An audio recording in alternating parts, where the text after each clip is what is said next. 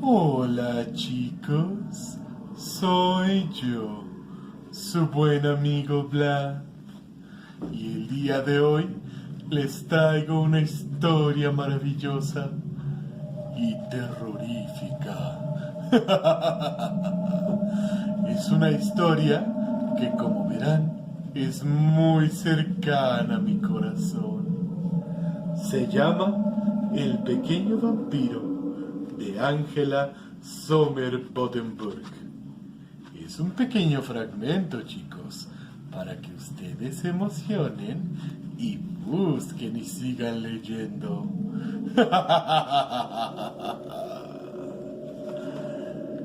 Era sábado, el día en que sus padres salían de casa por la noche. ¿A dónde irán hoy?, quiso saber Antón. Por la tarde, cuando su madre se estaba poniendo los rezadores en el baño. Dijo la madre: primero vamos a cenar y luego quizás a bailar. ¿Cómo que quizás?, preguntó Antón. No lo sabemos todavía, dijo la madre. ¿Acaso es tan importante para ti? No, gruñó Antón. Prefería no confesar que quería ver la película policial, que empezaba hasta las 11 de la noche. Pero su madre ya había sospechado. Antón dijo, volviéndose de tal manera que podía mirarlo fijamente a los ojos: ¿no querrás por casualidad ver la televisión? Pero mamá, exclamó Antón, ¿cómo se te puede ocurrir eso? Afortunadamente, su mamá había vuelto al trabajo de rizarse el pelo, de modo que ya no podía ver cómo el rostro de Antón se ponía colorado. Quizá vayamos también al cine, dijo ella. En todo caso, no volveremos antes de la medianoche. Se había hecho de noche y Antón estaba solo en la casa. Estaba en pijama, sentado en la cama. Se había subido el edredón hasta la barbilla y leía La verdad sobre Frankenstein. La historia sucedía en una feria anual. Un hombre con un abrigo negro ondeante acababa de salir a escena para anunciar el nacimiento del monstruo. Entonces sonó el despertador. Molesto, Antón levantó la vista de su libro. ¡Oh! Ya casi son las 11. Quedaba el tiempo justo para encender la televisión. Antón saltó de la cama y prendió el televisión, su control remoto. Entonces volvió a arrellanarse en su edredón. Esperó a que lentamente apareciera la imagen. Pero aún no terminaba el programa deportivo. La habitación estaba bastante lobrega y sombría.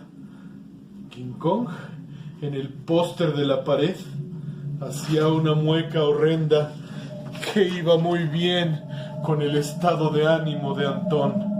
Se sentía salvaje y abandonado, el único sobreviviente de una catástrofe marítima. Náufrago en las islas del sur, habitadas por caníbales. Y la cama era su madriguera, suave y cálida, y si quería podía esconderse en ella y no dejarse ver. Había un montón de víveres delante de la entrada de la cueva. Solo faltaba el agua. Antón pensó con avidez en la botella de jugo de manzana que había en el refrigerador, pero el camino hasta allá era largo y a través del oscuro pasillo. Debería regresar nadando al barco, pasando al lado de tiburones sedientos de sangre, que solo esperan a sus víctimas. ¡Ah! Pero ¿no mueren los náufragos mucho más de sed que de hambre? Ah. Por tanto, se puso en marcha. Odiaba el pasillo, con la lámpara eternamente rota, que nadie reparaba. Odiaba los abrigos que se balanceaban en el ropero y parecían ahogados. Y ahora le daba miedo la liebre disecada del cuarto de trabajo de su madre, a pesar de que otras veces a él le encantaba asustar niños con ella. Finalmente había llegado a la cocina. Sacó del refrigerador la botella de jugo de manzana y cortó una gruesa rebanada de queso, mientras escuchaba con atención por si había comenzado la película policial. Oyó una voz de mujer, probablemente la presentadora que anunciaba el comienzo de la película. Antón puso la botella bajo el brazo y echó a correr, pero no llegó lejos, porque cuando estaba en el pasillo, de repente advirtió que algo no estaba tan bien. Se quedó parado y escuchó atentamente. De pronto supo lo que era. Ya no había voz de la televisión. Solo podía significar una cosa. Alguien debía haberse colado en la habitación y había apagado la tele. Antón notó cómo el corazón le daba un salto y después le latía como loco. Y desde el estómago le subía un extraño hormigueo y se le quedaba en la garganta. Ante él surgieron imágenes horrorosas, imágenes de hombres con medias en la cabeza, con cuchillos y pistolas, que se introducían en la noche en casas abandonadas para saquearlas, que tiraban al suelo lo que se interponía en su camino. La ventana de la habitación estaba abierta, recordó Antón. El ladrón podía, pues, haber trepado por el balcón de los vecinos. De repente se oyó un ruido. La botella de jugo de manzana se le había caído y había rodado por el pasillo hasta la puerta de la habitación. Antón contuvo la respiración y esperó, pero no pasó nada. ¿Acaso el ladrón era figuraciones suyas? Pero entonces, ¿por qué ya no funcionaba el televisor? Levantó la botella y abrió cautelosamente la puerta de su habitación. Hasta su nariz llegó el olor curioso y raro, como de moho, como si se hubiera quemado algo. ¿Vendrá de la televisión? La desenchufó rápidamente. Probablemente se podrían haber quemado los cables. Entonces, Antón escuchó un extraño crujido que parecía venir de la ventana, y de pronto creyó ver detrás de las cortinas una sombra que se perfilaba en la luz clara de la luna. Muy lentamente, con las rodillas temblando, se aproximó de puntitas. El extraño olor se hizo más fuerte. Olía como si alguien se hubiera quemado, como si una caja de fósforos entera. También el crujido se hizo más fuerte. De repente, Antón se quedó parado, como si hubiera echado raíces. En el alféizar de la ventana, delante de las cortinas, se agitaban con la corriente de aire. Se había sentado alguien que lo miraba fijamente. Tenía un aspecto horrible. Antón pensó que moriría. Dos ojos pequeños, inyectados de sangre, relampagueaban frente a él, enmarcados por un rostro blanco como la cal. Una cabellera peluda le colgaba en los largos mechones hasta una capa negra y sucia.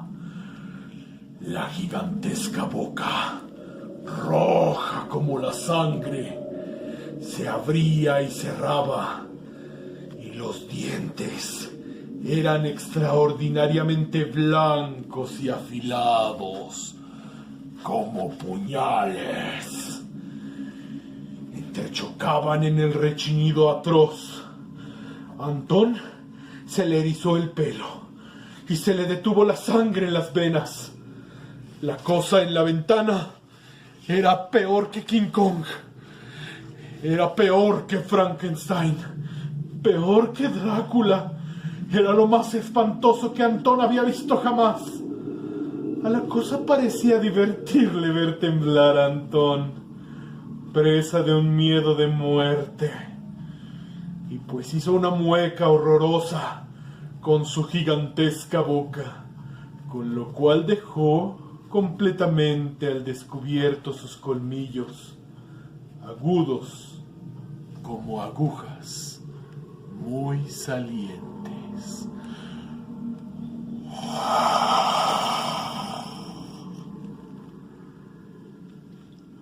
¡Un vampiro!, gritó Antón, y la cosa le contestó con una voz que parecía salir de las más lobregas profundidades de la tierra. Sí, señor, un vampiro. Y de un salto ya estaba en la habitación, colocándose delante de la puerta. ¿Tienes miedo?, le preguntó. Antón no pudo articular ni un solo sonido. Pues estás bastante flacucho. No hay mucho que exprimir, creo yo. El vampiro lo examinó con una mirada salvaje. ¿Y dónde están tus padres? En el cine, tartamudeó Antón. Vaya, vaya. ¿Y tu padre está sano? ¿Tiene buena sangre? Al decir esto, el vampiro se rió para sí. Y Antón vio brillar los colmillos a la luz de la luna. Como tú seguramente sabes, nosotros nos alimentamos de sangre. Yo tengo una sangre muy mala, tartamudeó Antón. Siempre tengo que tomar pastillas. ¡Ja! ¡Pobre de ti! El vampiro dio un paso hacia Antón. ¿Es eso verdad? ¡No me toques!, gritó Antón, intentando hacerse a un lado. Chocó precisamente con una bolsa de ositos de goma delante de su cama. Estos rodaron por la alfombra.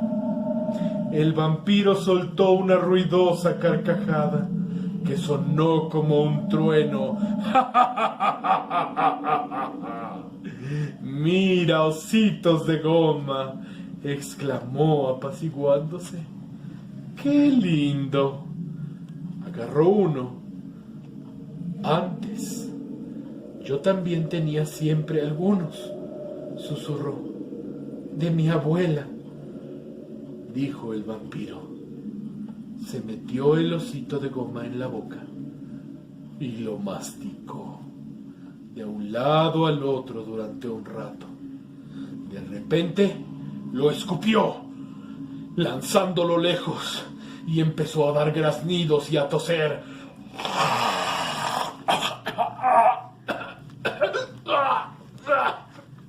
Al mismo tiempo se le escapaban palabras espantosas y maldiciones. Antón aprovechó la ocasión para refugiarse detrás del escritorio, pero el vampiro había quedado tan débil por el ataque que se hundió en la cama y no se movió durante minutos. Luego sacó debajo de su capa un gran pañuelo manchado de sangre y se limpió la larga y detenida nariz irritada que ahora tenía.